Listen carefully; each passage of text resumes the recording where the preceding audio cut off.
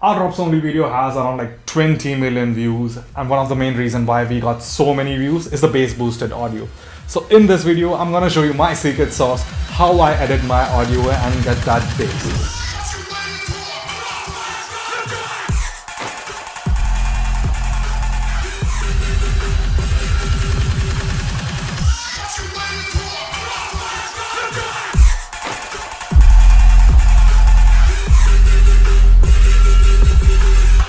So first I edit my video in a video editing software. It can be in Filmora, Camtasia or Premiere Pro depending on the machine I'm using. So after I finish editing my drops only video, that is beat matching, mixing, and after all this stuff, I just export the audio, and after exporting the audio, I just take it to my digital audio workstation, that is Ableton. But for this video, I'll be doing it in Audacity because other audio workstation like Ableton and FL Studio is kind of expensive. What the f? So we'll go with the free one, that is Audacity. So this is what we will do, that is we will separate the bass from the audio. After separating the bass, we'll increase the gain of the bass and then mix it back into the original audio. So let me show you how I do it in my PC. First you open Audacity. After you open Audacity, you have to import the audio file in it. So after you import the audio file, you have to select audio file, Control A, Control C, and Control V. So this is what we did. We made a copy of the audio file. Now what we have to do is click on the above audio track, go to tracks, go to mix, then mix stereo down to mono. That is, we are converting the stereo audio to mono audio. That is, both right and left speaker will now play the same audio. So after you do this, go to effect, type low pass filter, set the frequency to 85 and roll off 48 dB. I'll explain this in the later part of the video, that why we are keeping the frequency at 85 and why the roll off is 48 dB. Click on OK. After you do this, select the second audio, go to effect, type high pass filter, then set the frequency to 100 and the roll off to 48 dB. Now click on OK. Now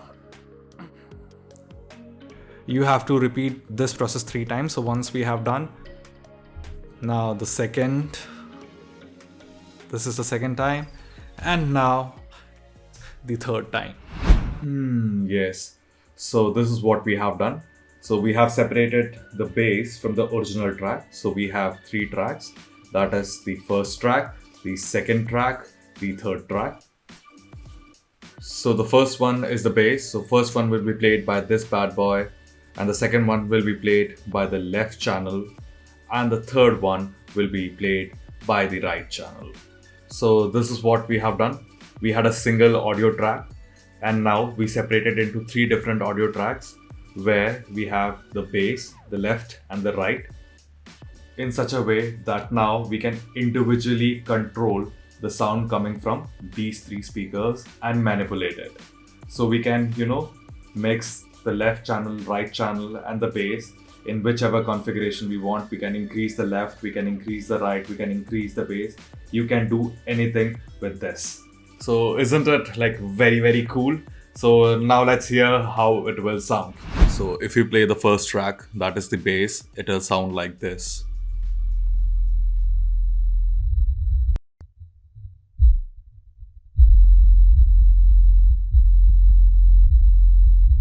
All the mids and the highs are in the second and the third track. So if I play it, it sounds like this. So as I have said earlier, the second track is for the left channel. The third track is for the right channel. So with this pan slider, you can control the amount of left and right. For example, if I play this track, it will go like. Now all the left. Now everything is on the right, left. So let me reset it to the default position, that is 0. So after I did the high pass filter and the low pass filter, this is what I do. I increase the gain on the bass by 2 to 3 decibels and decrease the gain on the left and the right channel by -1 decibel. So that's how I usually mix it. But this is not mandatory. It depends on audio to audio. But for this project file, I'll mix it that is +3 for the bass and -1 for the mids and the highs. So let's hear it how it sounds.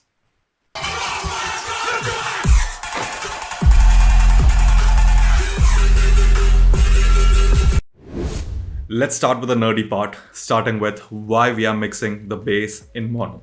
So this is a regular 2.1 channel setup with a subwoofer, the left channel and the right channel.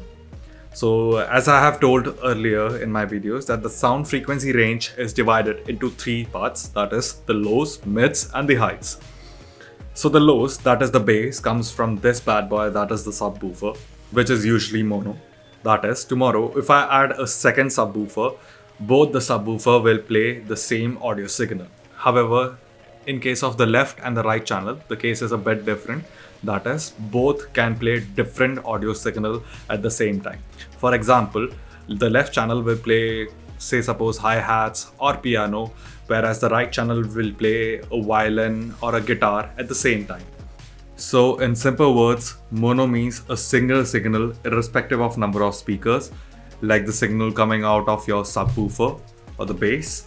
And stereo means having different signal containing different information, like the signal coming out of your left and your right speaker. So bass frequencies usually have a lot of energy inside them, and they take more space than the mids and highs.